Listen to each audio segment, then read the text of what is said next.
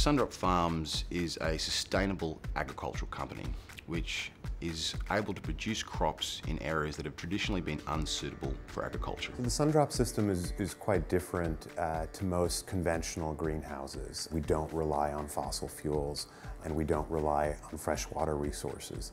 Instead, we rely primarily on sunlight. We make electricity from the sun.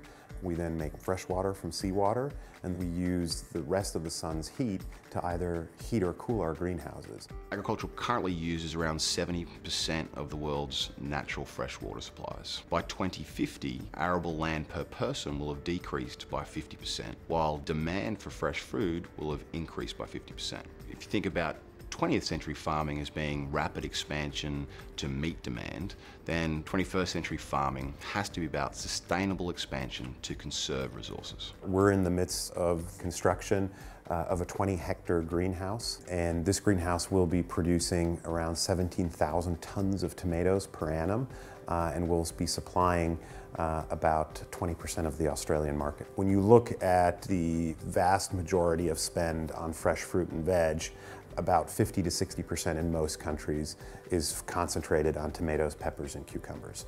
And tomatoes make up pretty much the bulk of that category. We partnered very early with the leading supermarket chain in Australia, Coles. What you've seen in Australia is not only problems due to drought, but you've also had these 100-year weather events happening almost every 2 or 3 years. And then suddenly Coles would find themselves without tomatoes on their shelves or incredibly high-priced tomatoes. And what we were able to offer is quality and consistency year-round to a supermarket at a stable, fixed price, because we are no longer subjected to the vagaries of fossil fuel pricing or water availability. I think what's impressive about what Philip has done is, over a 4-year period with no more than a handful of employees, has taken a really innovative technology concept into a large-scale investment with the backing of KKR, Coles supermarkets, as well as local banks. People were siloing us and couldn't see the full picture.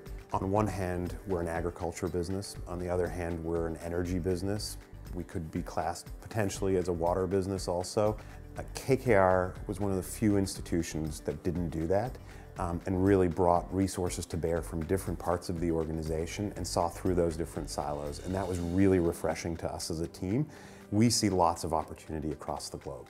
You know, some regions, like the Middle East, for example, they have abundant energy, but they have a real water and food scarcity and security problem. In a similar way, in California, a lot of the state is currently drought constrained.